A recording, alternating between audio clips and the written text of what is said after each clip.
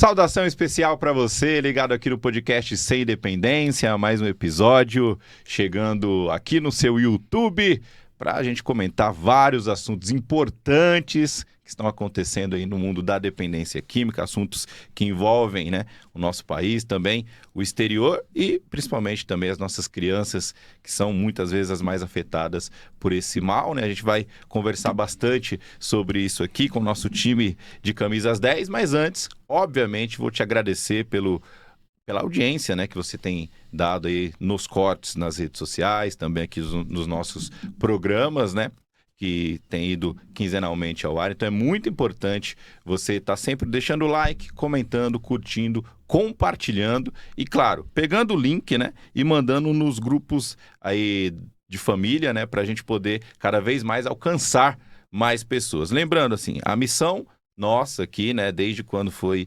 idealizado o projeto, é justamente trazer, à pauta esse assunto que as pessoas muitas vezes têm receio em discutir. Sempre, claro, com muito respeito, muita informação e muito cuidado, sem julgamentos, que é o mais importante dessa história toda, mas alertando e trazendo, essa discussão importante para ir dentro da sua casa. Então, é muito importante que você divulgue, ajude, Você é a principal estrela desse programa para que a gente possa chegar cada vez a mais pessoas, tá? Obrigado demais, lembrando para que você deixe o like, comente e também, ajude esse programa a chegar cada vez em mais pessoas.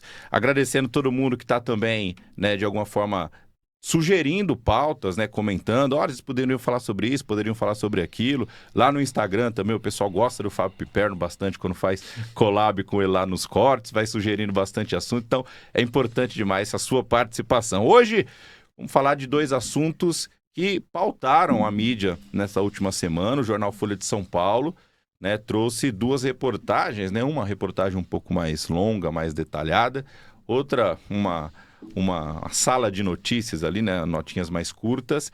A primeira trata de um mecanismo, podemos assim dizer, implantado em Frankfurt, na Alemanha, que trata de locais específicos, para que pessoas possam fazer uso ali recreativo de drogas, e que isso teria reduzido o número de mortos, inclusive, por consequência aí, do uso de drogas. Então, a gente vai falar bastante sobre esse tema, se isso cabe aqui para São Paulo, se não cabe, como é que funciona, se o Brasil estaria, porque é uma discussão muito grande, se o Brasil estaria, até para a questão da descriminalização de drogas como maconha, por exemplo, se o Brasil estaria preparado, para poder ter esse tipo de situação. E o outro ponto, a outra pauta, o outro assunto, é sobre o aumento do uso de tabaco e também de álcool dentro das escolas. Eu me lembro quando eu estudava, era um escândalo, assim, quando aparecia algum garoto, de 14, 15 anos fazendo uso de álcool e droga dentro das escolas. Como é que isso é visto hoje? Faz muito tempo que eu saí da escola, já entregando um pouquinho, mas como é que isso é visto hoje? A gente vai debater também que o aumento foi de 95% de 2022 até agora.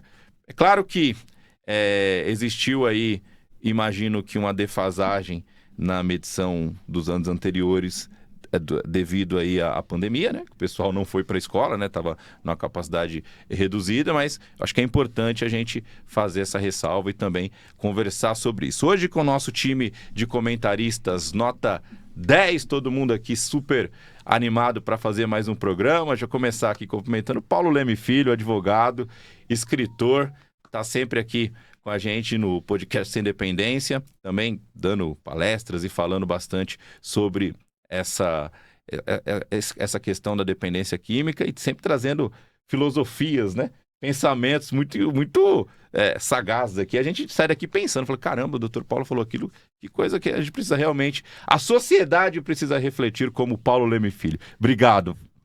Quem me dera ser assim, desse jeito que você mencionou, Hugo. Pelo amor de Deus, eu sou um Hellis Bruno Fux, no meio desses craques, como o Fábio Piperno, que é um autêntico Paulinho do nosso programa, e o Miguel Tortorelli, que é um verdadeiro, eu diria, Estevão, dos gramados do nosso Sem Dependência aqui. E agradeço muito mais uma vez essa oportunidade da gente estar debatendo aqui. E com base no que você mencionou, Hugo, eu só queria fazer uma pequena ponderação para a gente iniciar o nosso programa. Como é difícil a gente sair da questão da polarização. Como é difícil a gente sair da história de sempre querer carimbar as pessoas com algum viés político. E geralmente esse viés político, talvez muito incentivado pelos hábitos novos, né, que as redes sociais nos inculcaram, como é difícil a gente sair dessa coisa de sempre dar um carimbo ideológico em alguém.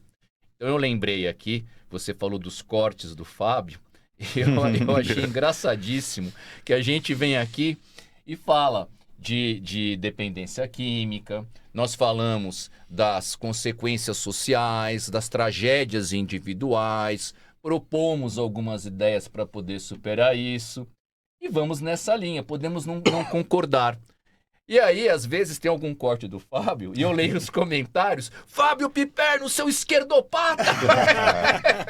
Ou a esquerda nunca, não sei o quê. Falou, Fábio, eu até concordo com o que você falou, mas essa esquerdalha da qual você faz parte... Então, eu fico pensando como ficou poluído o debate das redes sociais. As pessoas começam a não mais prestar atenção no conteúdo da sua fala, para que a gente possa refletir, e sim daquilo que eles acham que você representa. Fica mais difícil debater assim, e acho que também faz parte do nosso trabalho nesse programa modesto, tentar trazer um pouco isso para as pessoas, que a gente não precisa ser assim, né? E vale muito mais a pena analisar o conteúdo do que colocar um carimbo ideológico nas pessoas. Isso só empobrece a gente mesmo, porque a gente mesmo se impede de enxergar algo interessante que pode ser que uma pessoa diga pra gente. Muito obrigado. Muito bem, falar um pouquinho com o Dr. Miguel Tortorelli, ele que é voluntário da ONG Amor Exigente. Aliás, estou em dívida lá, hein, doutora? Próxima segunda-feira estarei no Amor Exigente. Eu estava no outro centro de custo aí. Jornalista é o seguinte, né? Um pouquinho ali, um pouquinho aqui, não, Fábio? É assim que funciona, né? É um pouquinho ali, um pouquinho aqui, mas segunda-feira estarei lá no Amor Exigente também para a gente conversar bastante. Tem algumas histórias lá para poder contar. Seja bem-vindo.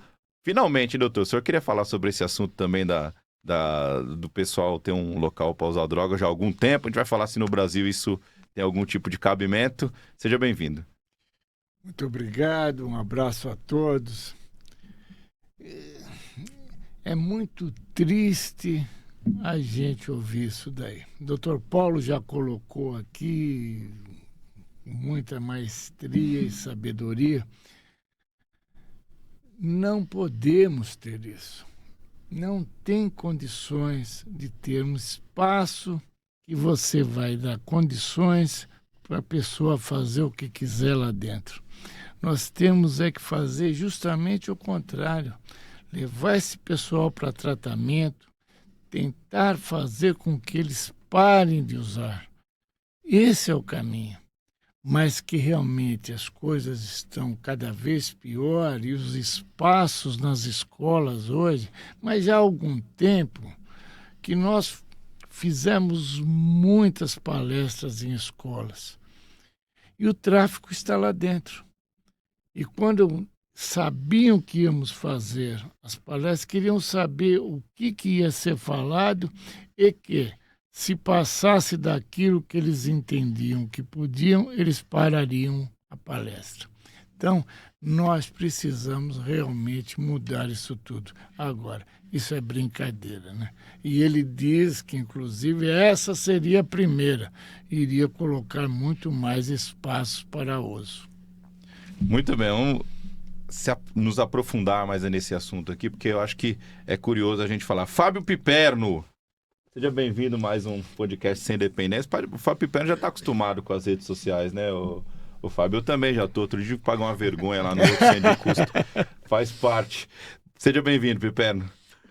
Tudo bem, um abraço a todos.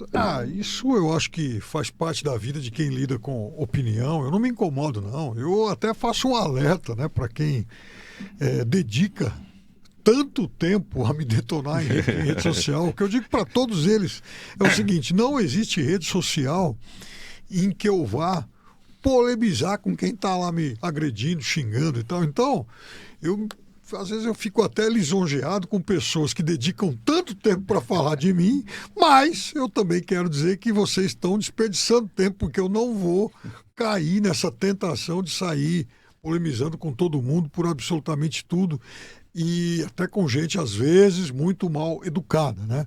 Eu confesso que muitas vezes eu travo bons debates, conversa e tal, com gente que educadamente argumenta. Agora, enfim, o sujeito que...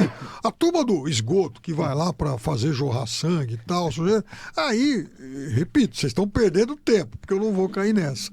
Quanto a essa questão, eu acho que ela mostra, sobretudo, um pouco do desespero da sociedade que não sabe como lidar com isso e aí começa a pensar em qualquer possibilidade, né?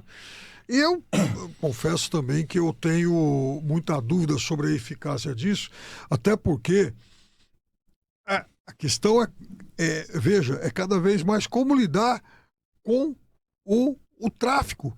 Eu acho que é óbvio que, enfim, o projeto ele mostra uma preocupação, né, de lidar aí com as pessoas que estão com os doentes, com os dependentes químicos.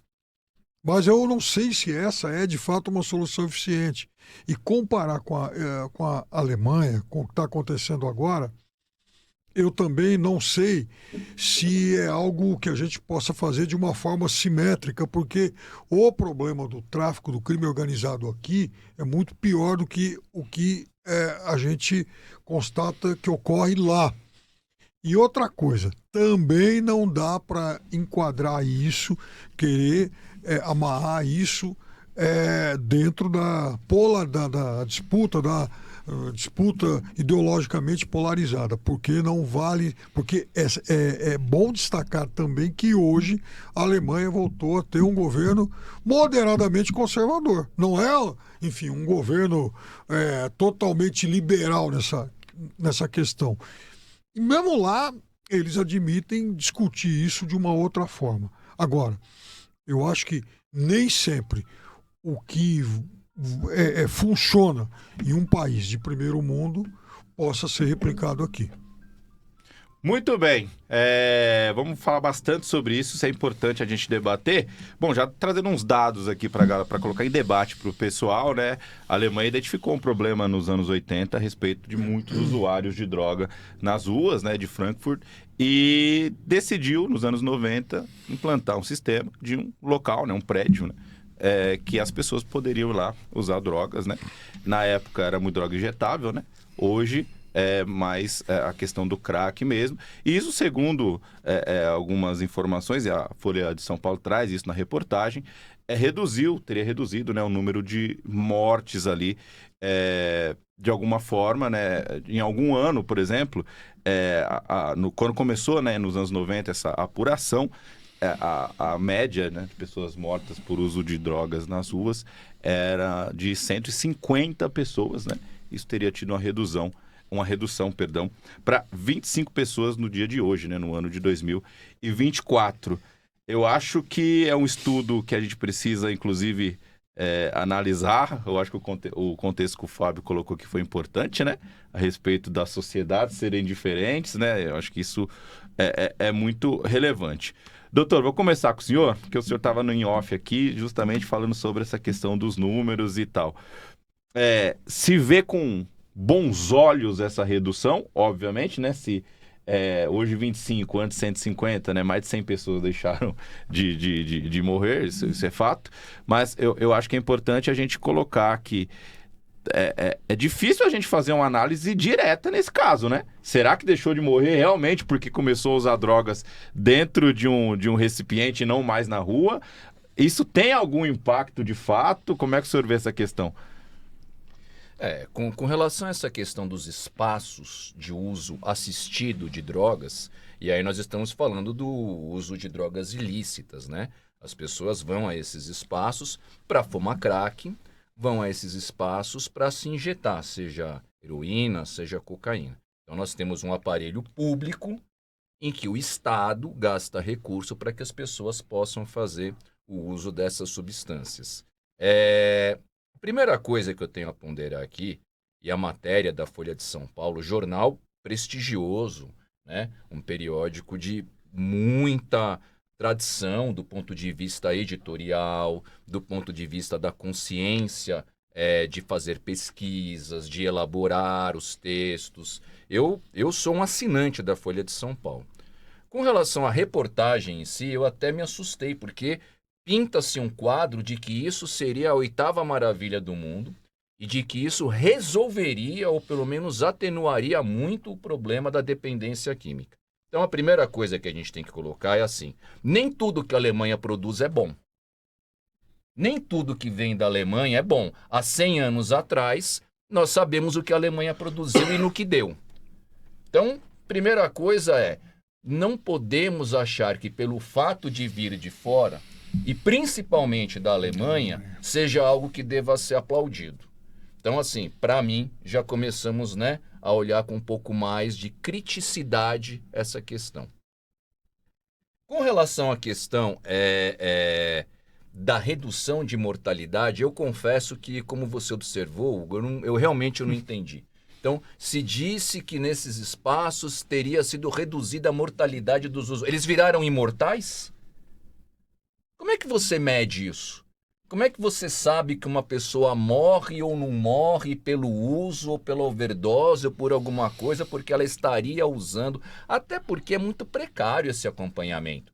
A pessoa está ali durante 1 ano, durante 6 meses, depois ela não está mais, você não tem como acompanhar se ela viveu, se ela morreu. Então, assim, essa coisa de afirmar num universo tão pequeno de usuários de drogas, isso está na reportagem.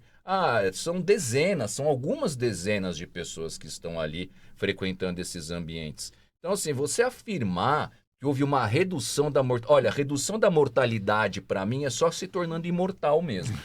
Porque não tem como medir isso. Então, existe um viés muito de apoio a isso daí, né? Com relação à questão do mérito, né, dessa proposta em si, eu lamento, né, ter que dizer que eu sou contrário a essa câmara de gás. Eu sou contrário a isso. Isso daí, para mim, é colocar as pessoas enfileiradas para rumarem a uma câmara de gás. Não é isso, né? Não é isso que a gente quer na dependência química. Nós não queremos organizar as pessoas para que elas morram em condições sanitárias adequadas. Isso não é nem sanitarismo.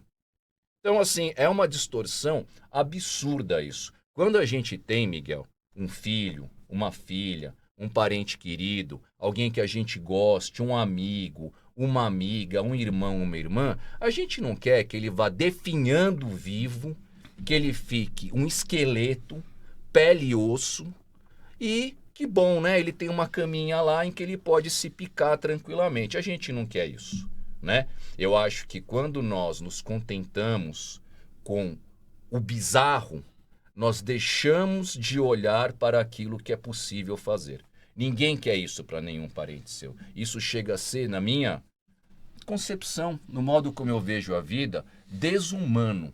Falta humanidade. O que eu gostaria de ver, quando tem um parente meu que passa por isso, é que ele possa trabalhar, que ele possa tomar banho, que ele possa sair da rua, que ele possa estudar, que ele possa ter algum trabalho digno, que ele possa sentar numa mesa aqui que nem a gente está fazendo e conversar um pouco.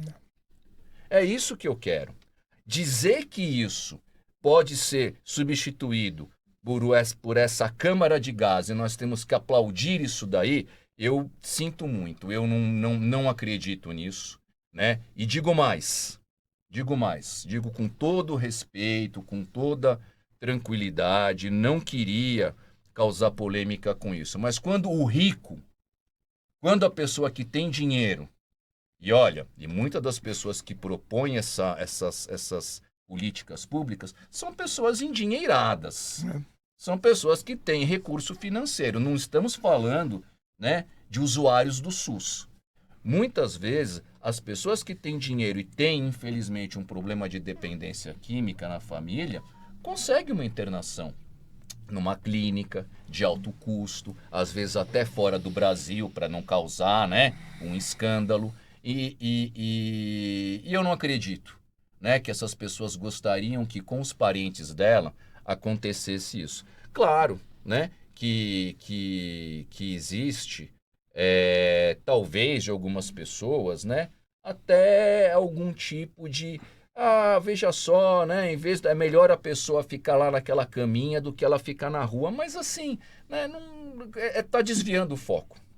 Estamos deixando de colocar recursos aonde realmente importa para colocar recurso em algo que não vai resolver nada, né? Vai só criar mais dor para aquelas pessoas. Então, assim, eu digo por mim, né, e não represento mais ninguém, mas assim, eu acho assim lamentável, mas lamentável que a gente pegue uma das piores coisas que a Alemanha deve ter produzido nos últimos anos, no último século, nos últimos anos, e ache isso, aplauda isso como se fosse uma solução. Isso daí não é solução para absolutamente nada. Nada. Isso é uma grande ilusão. E de novo, né, quando a gente fala de política pública com relação à dependência química, nós estamos nos iludindo. A capacidade que as pessoas que lidam com política pública de dependência química se iludirem, ela é infinita. É infinito, é sempre uma novidade que não funciona. E aí a gente deixa de olhar para aquilo que realmente interessa. Então eu realmente acho absolutamente bizonha essa ideia. E assim, né, certamente não resolveu problema nenhum na Alemanha, né? É algo que a gente até vê, né, pelo próprio teor da reportagem. Sabe, não acredito, né? Não acredito que esse tipo de coisa sirva para ter algum tipo de eficácia. Isso daí é absolutamente irrelevante, vai causar muita polêmica, vai ser muito bom para quem propôs o projeto, porque vai todo mundo falar, né, da pessoa, e na vida real, né, não vai ajudar ninguém. Ô, Piperno, você que é de nós aqui, em primeiro lugar, você, segundo o Dr. Paulo, depois o Dr. Miguel, obviamente eu sou o último aí. De idade Não, você tá falando? Conheceu Verdade, vários países, verdade. várias culturas, né? Roma, Alemanha também, já deve ter ido algumas vezes. Não só conheceu, como ele participou. Não, sim. Também ele, né, ele foi consultado a respeito de muitos temas que hoje se solidificaram na sociedade. Tomara que um dia isso seja verdade. A diferença de cultura impede que isso seja implantado no Brasil, até politicamente falando. Você citou o governo da Alemanha como, né, um pouco mais conservador dessa vez. Como é que você vê? Principalmente aqui na cidade de São Paulo, acho que a gente pode até trazer para cá que talvez o principal problema sobre o usuário de droga na rua seja em São Paulo, né? Claro, eu citei só essa questão do viés político, porque eu sei que muita gente tende a querer colocar esse debate sempre dentro de uma questão ideológica. Então eu estou só mostrando que, no caso da Alemanha, foge disso. Tem nada a ver com preferências políticas. Até porque a Alemanha, historicamente, ela tem muito mais governos conservadores do que de qualquer outro viés. Mas, deixando isso de lado, eu acho o seguinte, que essa história, o consumo assistido, ele não resolve rigorosamente nada. Por isso que eu tenho muita dúvida em relação à eficácia de se adotar esse tipo de coisa. E veja, quem está falando aqui não é alguém que não defende de forma alguma esses extremos punitivistas que às vezes surgem aí como solução para esse problema. Também acho que não seja isso. Você pegar uma pessoa que tem esse nível de dependência e tratá-la, o Paulo pode falar disso infinitamente melhor que eu, é algo muito mais difícil e vagaroso do que você, propor um tipo de solução como essa. Porque um tipo de solução como essa é o seguinte: bom, o sujeito consome, então agora ele vai ter um lugar para ir. Ponto. Bom, mas ele vai continuar consumindo para sempre. Agora, você pegar alguém que está doente e convencer essa pessoa a iniciar um tratamento, a fazer um tratamento inteiro e ela realmente se mostrar de alguma forma reabilitada, é algo que pode consumir anos, então dá muito mais trabalho. Ué, Deixa eu só fazer uma ponderação. Ele acabou de explicar o motivo. Acabou o programa. Vamos passar para o próximo. Ele acabou de explicar a razão pela qual as pessoas, ou alguém, uma parte de dirigente público, dirigente político, defende isso. Claro, porque se você tratar de alguém é infinitamente mais difícil, né? Agora, se você pegar e falar o seguinte: não, eu resolvi, eu coloquei ele numa salinha assistida, ele vai lá e fuma a pedra dele, porque ele vai... Não é só que droga injetável, não, né? Ele vai poder fumar o cachimbo de crack dele dentro dessa sala. Tá resolvido também, porque eu tenho uma política pública de ajudar essa pessoa a usar isso naquele ambiente controlado. Então tá resolvido. Acabou. É muito mais fácil você falar que resolveu esse problema dando condições para o cara usar droga, né? Do que você falar que resolveu o problema porque a pessoa entrou em abstinência. Tá explicado. Agora eu até começo a ver viabilidade política nessa coisa, porque vai ser fácil falar que resolveu. Porque há algo... Veja, há certo tipo de problema que você resolve com dinheiro. E há outros problemas que você não consegue resolver só com dinheiro. Então, vamos lá. O João consome drogas, ele é um dependente. O Zé, ele é um faminto, ele está na rua, ele tem fome. Então é o seguinte, são dois problemas dramáticos. Só que no caso do Zé... Então, eu monto lá uma casa lá aqui de, alimentação e falo: Zé, então você pode passar aqui 3 vezes por dia que você vai tomar café, almoçar e jantar. Você está resolvendo o problema da fome do Zé. Acabou. Enfim, no mesmo dia você começa a resolver. Agora, João, nós vamos tentar resolver o seu problema de consumo de drogas. Como é que nós vamos fazer isso? Não é da noite para o dia que você vai ter essa solução. Então, honestamente, eu sei que é muito mais difícil, doloroso e tal, mas eu prefiro essas soluções de longo prazo e que também demandam recursos, né? Já que você tem dinheiro para gastar com outros problemas, eu prefiro que seja investido nisso. Sabe, são muitos dramas familiares e que eles dependem de que as pessoas sejam continuamente assistidas e tratadas. E eu, repito, eu não sou a favor de soluções punitivistas para isso. Não adianta pegar o sujeito e prender porque ele consumiu. Não é isso. Não é isso. Ele tem que, até porque se ele for preso e continuar um dependente químico, o que acontece? Enfim, daqui a pouco ele vai entrar para algum bando, alguma quadrilha lá do presídio e tal, né? Vai ficar pior ainda, né? E vai alimentar ainda mais o crime. Então, não se trata disso. Se trata, sim, de estudar e procurar desenvolver soluções que de fato tirem a pessoa, né, dessa situação de muita vulnerabilidade. Então é difícil, claro que é, mas ninguém inventou outro jeito. Esse é um problema muito complexo e difícil, para o qual não existe solução simples. Assim, a única certeza que eu tenho em relação a isso é que não existe solução simples.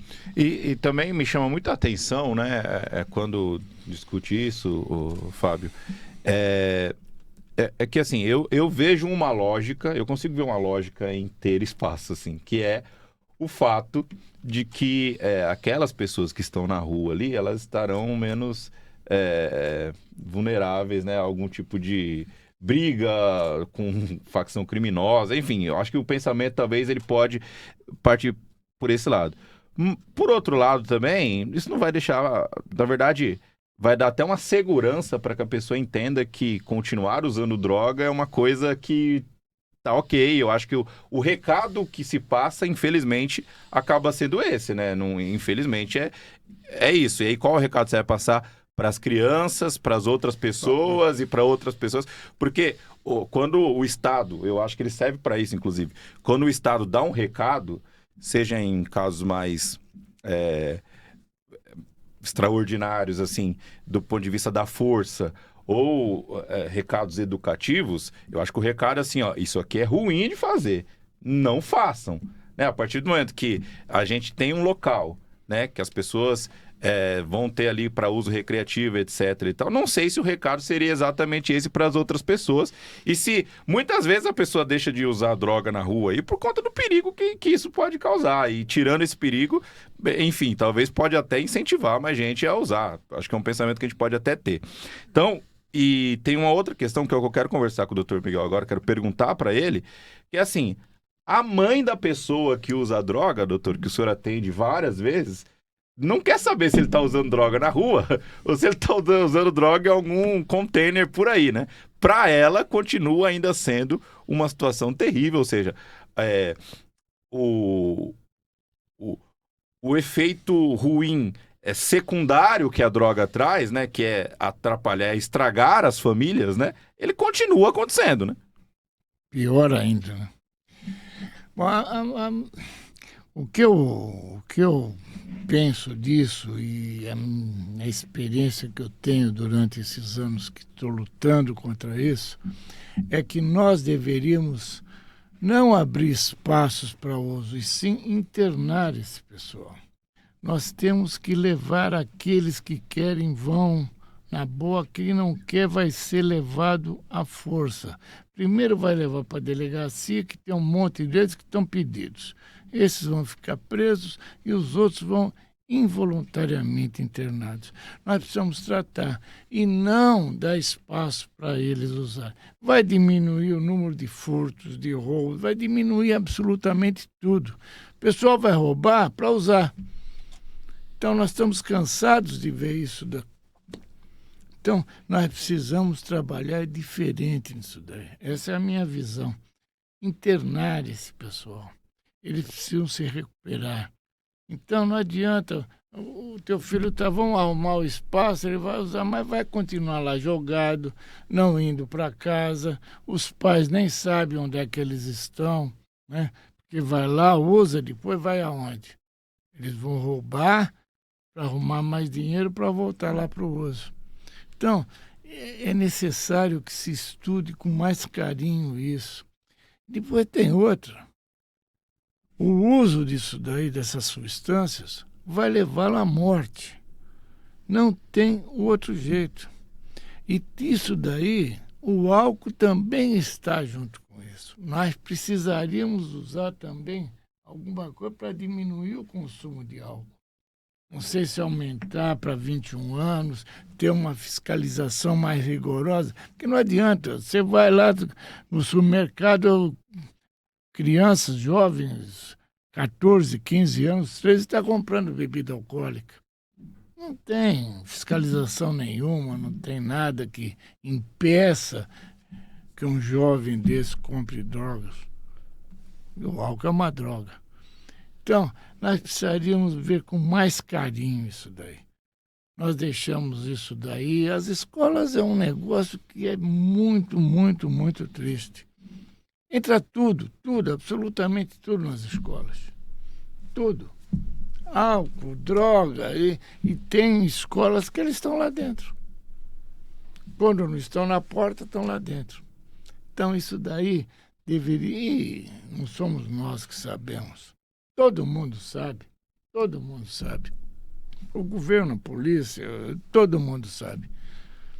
E aí pega um diretor de escola, coitado, fica lá acuado, porque se tomar alguma medida, vai apanhar, vai tomar pressão, então vai ficando. Nós precisamos realmente mudar isso daí. Muito bem, falando em escola, nosso segundo tema do programa de hoje tem a ver com as nossas crianças, né? Um problema que foi identificado do aumento do uso de tabaco e também de drogas e álcool dentro das escolas, além, né, do bullying e outras violências, mas nosso tema aqui é dependência química. Vamos nos ater a isso, aos números. O aumento de 95% nas situações em que, né, pegaram, né, crianças e adolescentes usando álcool e droga dentro das escolas. Confesso que na minha época, quando isso acontecia, estou falando de 2008, era basicamente um escândalo. Não sei com essa... na época de vocês, claro, não sei como que era visto isso, mas a sociedade tem às vezes evoluído para umas coisas tão que tão sem sentido que eu não sei se hoje é visto como escândalo uma criança aí de 14, 15 anos, 12 anos, tá usando algum tipo de droga ou tabaco. Na minha época era uma coisa muito... O pessoal mandava pra diretoria e tudo mais. Não sei como é que é feito hoje. Mas o fato é, e eu vou fazer a ressalva aqui, que é importante entender que os números de 2020 e 21, eles seriam fatalmente menores, né? Porque existia uma redução de crianças nas escolas, então é importante a gente analisar isso antes de analisar esse número de 95%. Porém, se o aumento fosse de 1%, já deveria se debater o assunto. Porque, e eu acho que tem muito a ver com o primeiro assunto que a gente colocou, que é o recado que se dá para as crianças hoje em dia.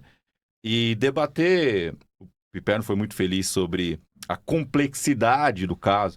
Debater a dependência química é algo muito difícil realmente, né? É algo que envolve, é uma linha muito tênue, né? É muito complicado a gente falar de uma coisa e tomar muito cuidado para não falar do caráter das pessoas que estão usando, porque é uma coisa que tem que ser tomada cuidado, porque a gente está falando de doença e etc e tal. Só que o recado para mim, e aí eu queria passar para vocês, e a gente até entrar nesse ponto, Piperno, doutor e doutor Miguel, que eu acho que o recado que se dá hoje, infelizmente, com as redes sociais, até do ponto de vista político, o recado é de muita... Na minha época, falava assim, liberdade é uma coisa, libertinagem é outra coisa, bem diferente. Minha mãe sempre usava isso, de muita libertinagem para os jovens, de muitas vezes passar a mão na cabeça, o que acaba dando liberdade, né, dando força para uns discursos e as crianças ficam sem medo de usar o que quiserem. Sobre esse aumento, vou começar com o Piperno agora. A Secretaria da Educação já, né, falou que vai tomar todo cuidado para não subnotificar, ou seja, não esconder casos, mas que medidas serão tomadas para que isso, de alguma forma, aumente. Por exemplo, foi aumentado o número de psicólogos do programa Psicólogos na Escola, depois de acontecer a morte lá da professora na Zona Sul de São Paulo. Como que você vê essa questão hoje em dia?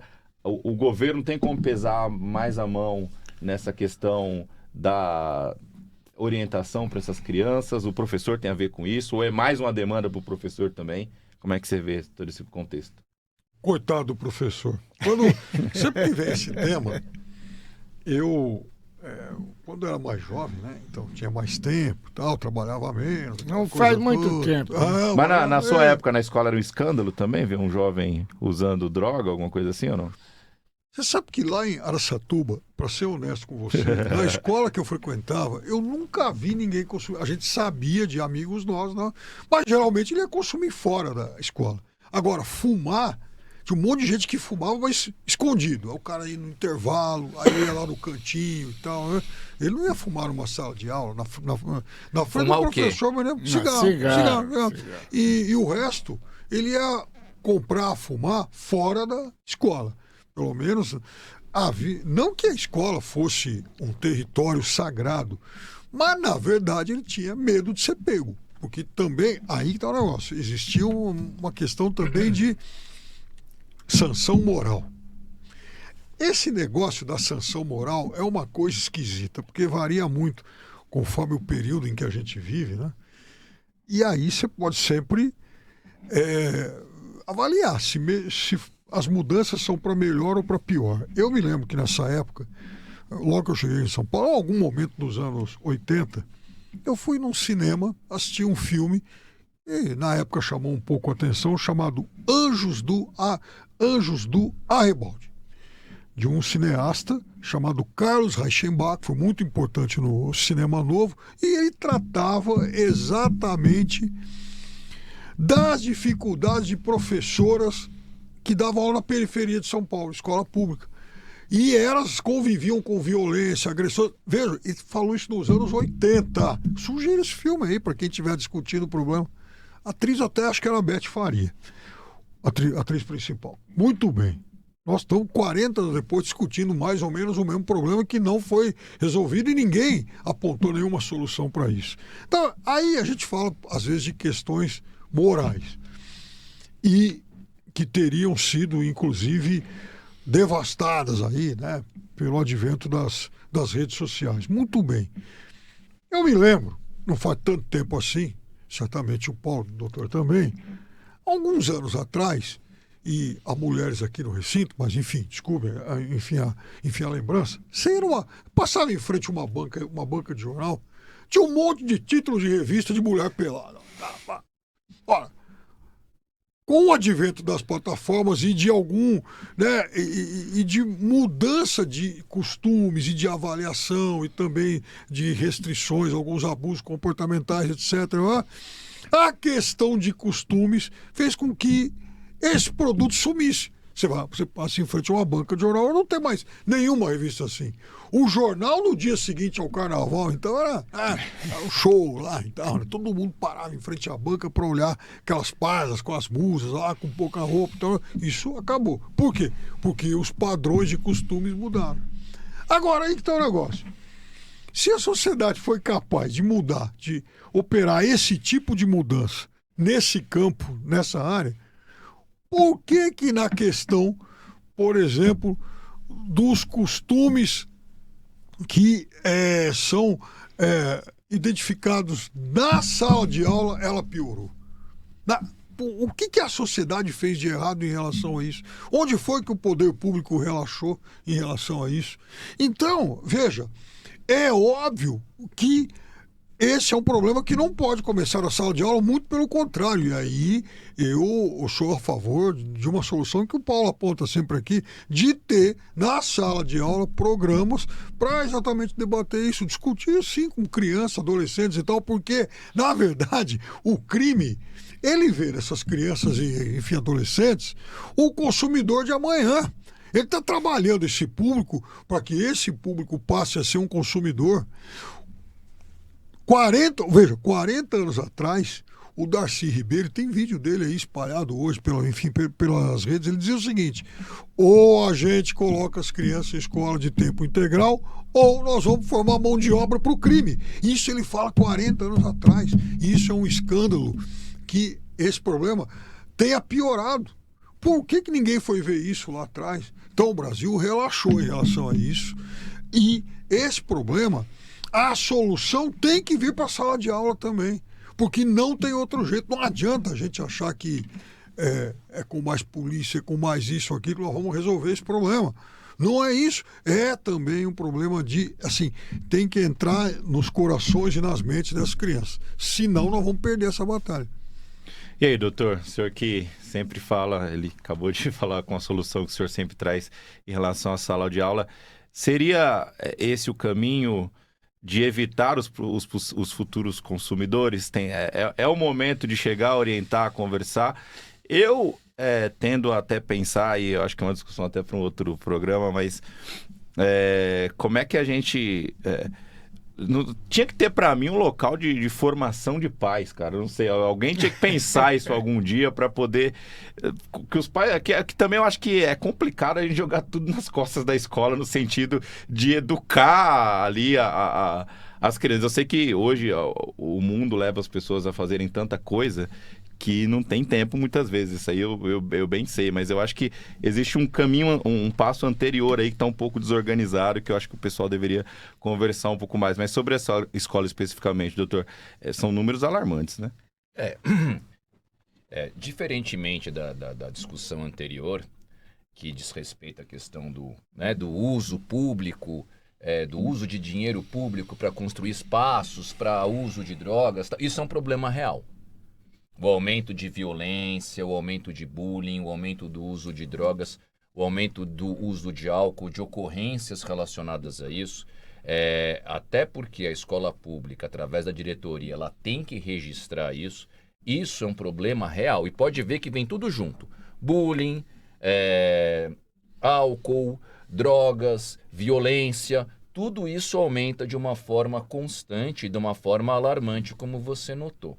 Isso é um problema real da sociedade. Tem muita coisa que a sociedade discute que é uma invenção, é uma tese, é um sopro, é uma teoria que alguém cria que aquela coisa vai servir para resolver algum problema e não vai, né? Esse é um problema real. Então, acho que isso é algo que a gente mereceria até, eventualmente, né, numa outra oportunidade, debater até mais a fundo. A segunda coisa que me chama a atenção é assim, como o Piperno observou, coitado do professor. Tudo cai nas costas do professor. Se tem problema no trânsito, morre mais gente, tem que ter educação para o trânsito. Aonde? Na escola. Se tem problema ambiental, tem que ter a educação ambiental. Aonde? Na escola. Se tem problema de sexismo, né? Contra a mulher, as pessoas não sei o que, recriminam, tal, não sei o que, tem que ter na escola também. O que cai nas costas do professor não é brincadeira. E o professor ganha um salário péssimo, condições de trabalho cada vez piores. Não é incomum esses professores eles sofrerem agressões físicas. Não estou nem falando de agressão verbal, agressão física. Dentro da sala de aula. E a sociedade ainda acha que eles fazem pouco. Que tem mais que arcar com todos os pecados do mundo para que a gente viva em paz. Então isso é algo que é um outro tipo de problema que a gente precisa olhar. Eu tenho para mim que nós chegamos nessa situação das escolas se transformarem, principalmente a escola pública, num ambiente tão tóxico, porque nós fomos muito egoístas. A sociedade, de uma forma geral, sempre pensou, principalmente em termos de política pública, de voto mesmo, de questão eleitoral, nunca se discutiu isso muito. Foi sempre assim, né? Eu vou discutir muito o problema imediato, eu vou resolver muito o meu problema da minha rua ali que precisa ser asfaltada. Quem não depende da escola pública nem olha para essa questão. Então, isso, enquanto política pública, ficou muito abandonado. Tanto que hoje, a grande discussão, eu volta e meia leio sobre isso, e assim, não falta dinheiro para a escola, o que falta é usar com inteligência. Faça-me o favor. Falta muito dinheiro para a escola. Faça-me o favor. Então, assim, a tese que se construiu hoje é que não falta. O dinheiro está até sobrando, viu? O que está faltando é usar bem o recurso. Quando, na verdade, o recurso, seja ele qual for, não vou nem entrar na discussão tributária, orçamentária, que aí, fiscal, que aí é o Piperno que entende disso. Mas, assim, é óbvio que o que a gente puder usar, a gente tem que usar na educação, né? E aí, eu acredito de verdade que nós fomos muito egoístas nesse assunto. A sociedade foi muito egoísta quando olhou para a questão das escolas. Uma parte da sociedade não olha para isso, porque não se vê como cliente do sistema público de ensino. Então, como é do sistema público, do sistema privado de ensino, acha que está isento, né? Quando na verdade não está, porque nós moramos todos no mesmo planeta. E o segundo ponto é que muitas pessoas preferem escolher alguém porque fez um favor, porque asfaltou uma rua, porque colocou um ponto de ônibus perto da casa dele, do que alguém que olhe efetivamente. E vou além, agora eu vou falar. Que é obrigação da pessoa fazer isso. E aí vou até além, né? O que tem de sindicato representando o professor, que elege deputado, vereador, não sei, o que tem e nada melhora na vida do professor. O que tem de gente que vive, inclusive politicamente, da desgraça do professor, aufere voto com isso e não faz absolutamente nada de eficaz, é uma grandeza. O que tem de gente que explora a miséria do professor não é brincadeira. A gente sabe até os nomes dos deputados, dos vereadores, são famosos, tal, e nada muda. O que eu acredito de verdade, né, com relação a esse assunto, é que nós não temos outra opção. Cedo ou tarde a sociedade vai ter que desenvolver esses programas na educação diferenciados, em termos de inserção dessas discussões, desses debates a respeito de álcool, de drogas, dentro da grade curricular. Tem que estar. E não tem que estar lá, não tem outra solução. Mas, claro, dentro de um ambiente estruturado, não aumentar de 10 para 15 psicólogos, né, no estado inteiro.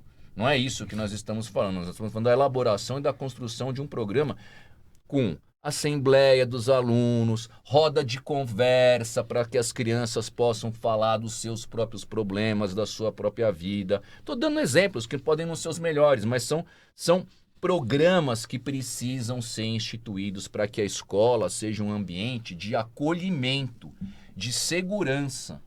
Um lugar em que a criança se sinta bem, que o jovem se sinta bem, que ele possa falar. Enquanto não houver uma revolução do ponto de vista curricular, inclusive com relação à questão da prevenção ou da conscientização, não que isso vá impedir, mas que pelo menos a pessoa tenha algum tipo de consciência do que está fazendo e do que pode representar esse uso em termos da sua própria saúde, da sua própria vida.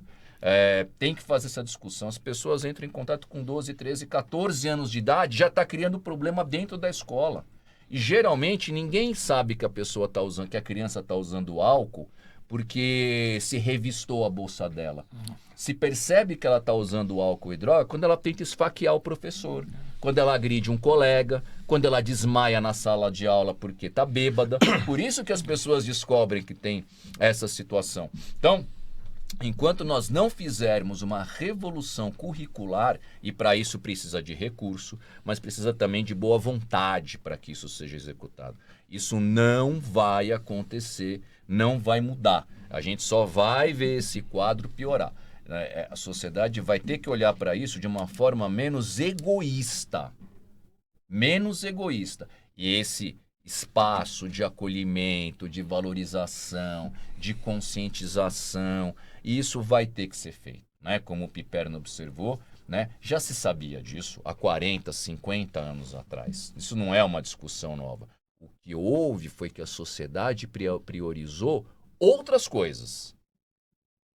E agora nós chegamos num ponto que nós estamos vendo as pessoas sangrarem dentro das escolas por conta dessa omissão que nós tivemos até agora. Mas sempre é tempo de recomeçar, né? Se existe algo que a vida nos ensina, é que sempre é tempo de recomeçar. Sempre é possível a gente fazer diferente. Então, eu acredito mesmo que esses programas diferenciados, eles precisam ser implantados para que a gente tenha alguma chance, né?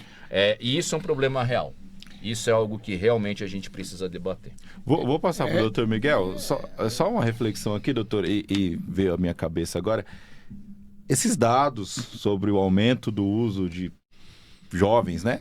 Jovens, até 17 anos, né? Jovens aí de 17 até 17 anos que usam álcool, droga, tabaco dentro das escolas. É um número que as autoridades e o poder público, eu acho que olha com tão pouco apreço que só vai dar valor quando acontece o que aconteceu lá em Suzano, né?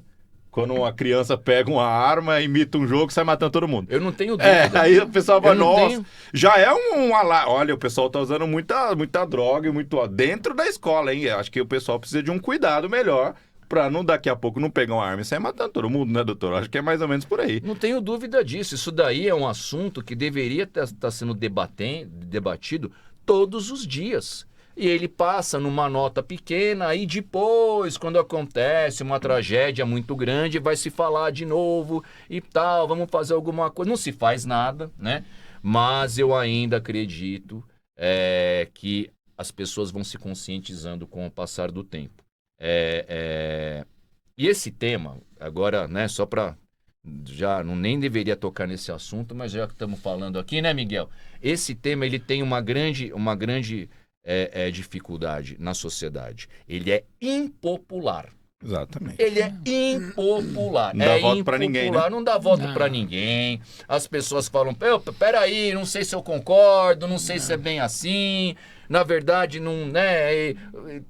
Ele enfrenta a resistência de tudo quanto é lado. É muito mais legal você votar num youtuber que fala um monte de coisa, faz uns videozinho legal, né? Com óculos preto ali, né? Lacra, tal. É muito mais bacana você votar nesses caras do que você votar em alguém que propõe uma revolução institucional do ponto de vista da educação pública. É muito mais legal, né? Ou então você votar alguém, prometo que vou te dar mais salário, que eu vou dobrar seu salário, vou triplicar seu salário, prometo.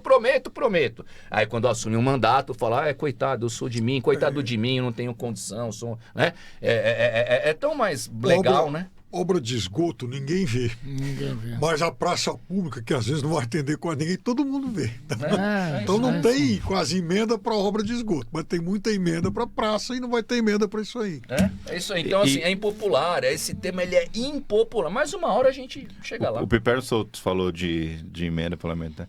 Para projetos para a escola, deveria nem precisar da emenda parlamentar de algum deputado ou algum tipo de... Não devia depender disso. Pelo amor de Não Deus. devia depender disso. Isso aí deveria já ser colocado como fonte principal.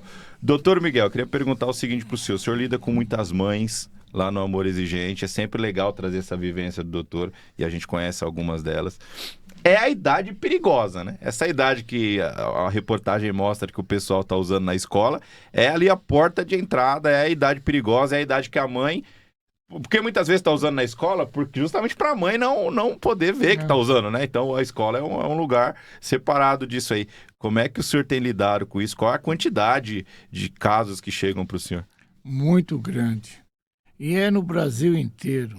Eu recebo ligações do Brasil inteiro sobre isso daí. Agora, a gente tem feito aí, doutor Paulo tem conversado também, nós precisaríamos ter uma matéria sobre prevenção às drogas nas escolas. Você fala isso daí, fala, não. E a POSP diz que nós temos, que já tem, que os professores podem, inclusive, dar aula sobre isso. Que está lá, que eles têm apostilas, têm tudo. Eu nunca vi. Agora, o que acontece? Essas pessoas vão para as escolas, né? Vão para o uso, e o que acontece? A evasão escolar está cada vez diminuindo mais o número de idade. Eles vão para a evasão escolar. Por quê? Começa a usar droga e vai largar os estudos, né? Então, outra coisa que nós poderíamos, isso daí o Piperno poderia falar melhor para nós depois, levar para as rádios, televisões, internet, nós teríamos que levar coisas sobre o uso das drogas, o que acontece e prevenção, levar isso daí, né? Então, coloca-se uma série de coisas de publicidade, menos isso daqui.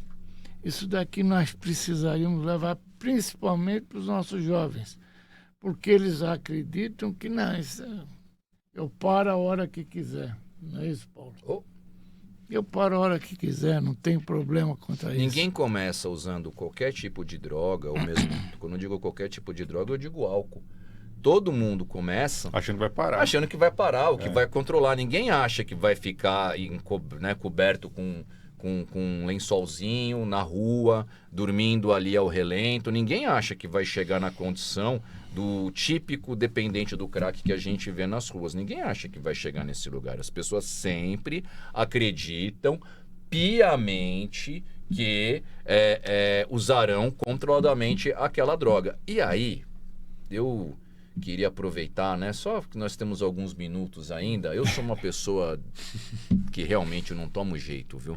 Eu queria melhorar, mas não consigo. A voz do senhor é importantíssima, né? não se cale. Alguém já disse, né, que o bem que eu quero fazer se eu não faço, mas o mal que eu faço direto mesmo, faço sempre, né? Apóstolo Paulo. Exatamente. E aí, você falou, Hugo, de uma coisa que eu acredito que é muito importante e a gente não dá muita importância para isso. Isso daí não tem a ver com a ideologia de ninguém, isso tem a ver com a forma como a gente encara a vida. O Estado, ele manda mensagem para as pessoas. Conforme o Estado se comporta, conforme ele trata determinado assunto, né, Miguel? Ele está mandando um recado, ele está mandando uma orientação para todos nós. Mesmo que você não queira seguir essa orientação, você sabe que ela existe. Existem situações que a gente precisa pensar. Então, por exemplo, a gente falou muito da questão tanto da violência, né, pelo aumento do uso de álcool e de drogas dentro da escola. Eu acredito que isso também tem a ver com a questão da banalização, da acomodação desse costume, das pessoas não terem nenhum tipo de sanção quanto a isso.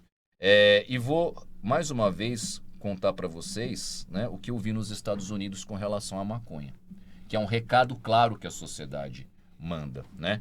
A maconha, em Nova York, a coisa de 2 anos atrás, ela teve o seu uso amplamente permitido. A maconha nos Estados Unidos, quer dizer, em alguns lugares dos Estados Unidos, em Nova York eu testemunhei, ela ocupa um espaço de legalidade. E eu achava, numa sociedade assim, que ela ia ocupar um espaço parecido com o do álcool, que as pessoas iriam usar naquela hora de final do dia, descontra... Não é isso. Na arquitetura social de um contexto de liberalização da maconha, ela ocupa o lugar do cigarro. Então você põe o pé para fora em Nova York, é o cheiro, é como se acendessem um incenso que queimasse constantemente. É um cheiro de maconha constante. A maconha, ela ocupa o lugar do cigarro. Então, o fumante de cigarro, ele é visto como o quê? Como um fumante. Ele fuma de manhã, quando toma um café, ele fuma na hora do almoço, ele fuma umas 3 vezes de manhã, umas 5 vezes à tarde, ele está fumando. A maconha começou a entrar nesse espaço. Só que ela causa loucura. Coloca no mercado uma maconha que não causa loucura para você ver quanta gente que não vai fumar. Então, existe um recado como se fosse uma desistência, como se fosse uma rendição do Estado perante a sociedade. E o fumante do cigarro, ainda muitas vezes é visto como um pária. Pô, esse cara, esse cara viciado, não sei o quê, ele tá poluindo o nosso... É isso aí. E o da maconha, maconha é visto como uma pessoa que tá fazendo uma coisa natural. Passa-se uma impressão que está fazendo uma coisa bacana, uma coisa descolada. Então, assim, essa mensagem que o Estado manda, quando se banaliza o uso da droga, um prédio em que as pessoas podem ir lá fumar uma pedra de crack tranquilamente, ou então injetar morfina tranquilamente, é uma mensagem ruim. Não tem a menor chance disso dar certo. Pode cravar na pedra. Zero. Isso vai dar errado. Então, isso vai na contramão daquilo que a gente está falando em termos de educação, né? Então, a gente precisa se atentar às mensagens que o Estado manda. E não estamos falando da droga K, hein? Não estamos nem falando das drogas sintéticas, né? Tem uma coisa, doutor, que eu acho muito curioso, e lá na roça, lá quando a gente morava lá, existem coisas que os nossos pais, né, minha mãe quando era viva e tal, falava, e muitas vezes o aparato para ela me dizer aquilo estava na proibição do Estado. Ela não sabia, não tinha a menor ideia o que era Estado, mas isso era, por exemplo, na questão, a gente morava 100 quilômetros, 70 quilômetros ali mais ou menos da cidade, a gente ia para a escola, e na cidade lá o pessoal usava droga fora, assim. Cuidado, não usa isso, não faz, porque isso aí é errado. Tipo, existia uma base para se falar. Você imagina o que vai acontecer com os pais? Como é que os pais vão... Como é que você vai dar uma orientação para alguém? Se alguém vai falar assim, mas por que você está falando que não é bom isso aí? Assim, entra num campo da subjetividade que acaba tirando a autoridade até primária dos pais, da orientação ali que acontece. Eu tenho uma dúvida, quero perguntar para vocês que são mais poliglotas, né? Fábio Piperno e o... Aliás, entra um cara na Jovem Pan todos os dias lá dos Estados Unidos, que eu acho que a varanda dele é aqui no Bom Retiro. Não sei se o rapaz entra realmente dos Estados Unidos. Eu tenho essa dúvida, hein? Mas, assim, essa maconha que se consome nas ruas de Nova York, por exemplo... O cara não plantou em casa. Não, mas tem lojas. Você passa em frente. Olha, então não é tão natural assim, igual. Não, mas assim, é natural o comportamento de fumar maconha, né? Mas assim, em termos de natureza, né? Da questão ecológica, olha que coisa bonita. Não é um ambientalista nato porque fuma maconha. É isso daí. Né? Tá. Agora, o que tem de interessante no que você falou, eu andei com 2 pré-adolescentes, um de 13 e 14 anos, que passaram andando comigo pela rua, sentindo o cheiro um tempo inteiro. Eles sabiam o que eram, porque no mínimo eles vão ter que perguntar e no mínimo eu vou ter que responder. E do lado passando pelas lojas ali, maconha, marihuana, né, com propaganda. Caraca. Essa sim é forte, essa eu garanto que é boa, tá? Né? E a sociedade passa a imagem de que isso é uma coisa boa. Só rapidinho, antes da gente finalizar, que eu tenho que perguntar pro Piperno isso aqui, Piperno. O tráfico é dar um jeito de entrar nesse meio aí, né? Nessa comercialização aí. Não tem como, né? A gente, mesmo com a legalização nesse sentido, não vai acabar com o que os caras fazem. Os caras dão um jeito de entrar em qualquer lugar, entra botijão de gás, tudo os caras participam, né? O tráfico acaba entrando, mas de qualquer forma também há países, enfim, há regiões. Eu vi também lojas assim, por exemplo, em Florença, em que algumas fazendas elas são autorizadas a cultivar. Então, isso também acontece. Então, ou seja, é uma tentativa também do Estado, das autoridades, rastrearem toda a cadeia e, com isso, em tese, drenar menos recursos exatamente para essas atividades ilícitas.